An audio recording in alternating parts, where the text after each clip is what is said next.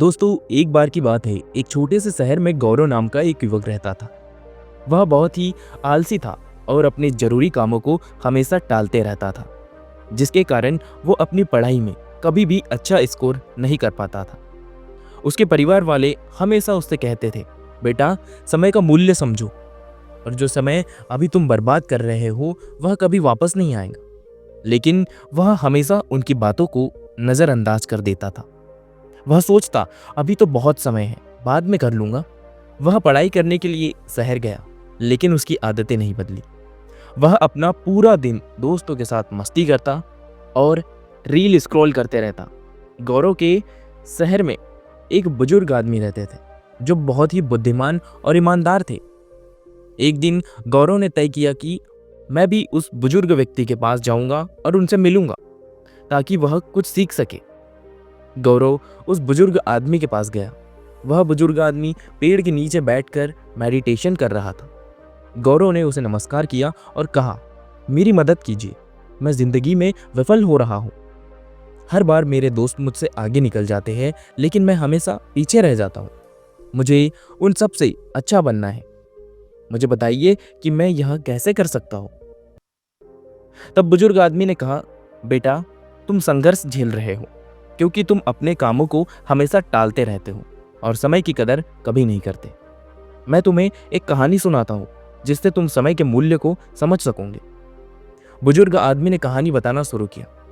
उसने बताया कि एक बार की बात है, एक राजा था जो बहुत दयालु था। वह अपनी जनता से असीम प्रेम करता था और उनकी मदद किया करता था। एक दिन उसे एक व्यक्ति मिला जो बहुत ही आलसी और गरीब था। उसके पास ना तो पैसे थे, ना ही नौकरी और ना ही कोई इज्जत। वह हमेशा अपनी परेशानियों का दोष दूसरों को देता था। राजा ने उससे उसकी जिंदगी और उसकी परेशानियों के बारे में पूछा। उस व्यक्ति ने कहा, पता नहीं लोग मेरे बारे में ऐसा क्यों कहते हैं कि मैं कुछ नहीं कर सकता। जब भी मैं किसी नौकरी की तलाश में जाता हूं, सब मुझे मना कर देते हैं। राजा को उस व्यक्ति के लिए बहुत बुरा लगा। राजा ने कहा, एक सौदा करते हैं। सूर्यास्त होने से पहले तुम मेरे राज दरबार में आना और जितना सोना चांदी तुम ले जा सको उतना ले जा लेना। वह सब तुम्हारा ही होगा। आदमी बहुत खुश हो गया और राजा को धन्यवाद कहा। वह अपने घर की ओर दौड़ा और उसने अपने पत्नी को सब कुछ बताया जो राजा ने कहा। उस व्यक्ति की पत्नी भी बहुत खुश हुई और कहा, जाओ और जल्दी से सोना चांदी ले आओ। उस व्यक्ति ने कहा, मैं अभी नहीं जा सकता, मैं भूखा हूं, पहले मुझे खाना दो जल्दी से। उसकी पत्नी ने खाना बनाकर उसे दिया। उस व्यक्ति ने खाना धीरे धीरे खाया। उसने सोचा, उसके पास तो बहुत समय है। खाना खाने के बाद खजाना लेने जाऊंगा। खाना खाने के बाद उसे नींद आने लगी। उसने सोचा, मैं अभी थोड़ी देर सो लेता हूँ, कुछ देर बाद चला जाऊंगा। उसने सोचा कि वह थोड़ी देर ही सोएगा, लेकिन वह पूरे 2 घंटे के लिए सो गया। जब वह सोकर उठा तो उसने देखा कि देर हो गई है। उसने जल्दी से कुछ बैग उठाए और राज दरबार की ओर भागा। रास्ते में धूप तेज थी, उसे गर्मी लगने लगी। उसने सोचा, थोड़ी देर पेड़ के नीचे आराम कर लेता हूँ, फिर आगे बढ़ूंगा। उस समय पेड़ के नीचे हवा चल रही थी, जिससे उसे फिर से नींद आ गई। इस बार वह पूरे 4 घंटे के लिए सो गया। जब सोकर उठा तो उसने देखा कि शाम होने वाली है और सूरज डूबने ही वाला है। वह जल्दी से बैग उठाकर राज दरबार की ओर भागा, लेकिन जब वह राज दरबार पहुंचा तो सूरज डूब चुका था और दरवाजे बंद हो चुके थे। वह व्यक्ति बहुत दुखी हो गया। उसने अमीर बनने का एक बहुत अच्छा मौका गंवा दिया। क्योंकि उसने समय के मूल्य को नहीं समझा। उस बुजुर्ग आदमी ने कहानी को खत्म किया और गौरव की तरफ देखा। गौरव के पास कोई शब्द नहीं थे।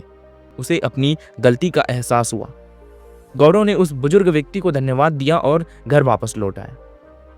उसे समझ आ गया कि समय बहुत कीमती है, उसे बर्बाद नहीं करना चाहिए। उसी दिन से गौरव ने अपने लक्ष्य पर काम करना शुरू किया। उसने अपनी काम टालने की आदत को छोड़ दिया और वह बहुत प्रोडक्टिव बन गया। कुछ ही दिनों में वह सभी दोस्तों से आगे निकल गया और कॉलेज का सबसे होनहार बच्चा बना। इस कहानी से हमें यही सीख मिलती है कि समय सबसे मूल्यवान संपत्ति है। अगर हम इसे बेकार की चीज़ों में बर्बाद करेंगे तो हमारे पास पछताने के अलावा कुछ भी नहीं बचेगा। हर अवसर का सही समय पर लाभ उठाना बहुत ज़्यादा ज़रूरी है। क्योंकि खोया हुआ समय कभी वापस नहीं आता। इसलिए आज से ही अपने समय का सदुपयोग करें और अपने लक्ष्यों पर केंद्रित रहें। दोस्तों, यहाँ पर यह कहानी खत्म होती है। तो दोस्तों, ये थी आज की एक छोटी सी कहानी। अगर कहानी अच्छी लगी हो, वीडियो अच्छी लगी हो, तो वीडियो को लाइक कर दीजिए, चैनल को सब्सक्राइब कर दीजिए, ताकि आगे आने वाली और भी ऐसी वीडियोस आपको मिलती रहे। बाकी हम मिलेंगे इसी की तरह अगले वीडियो में। तब तक के लिए धन्यवाद।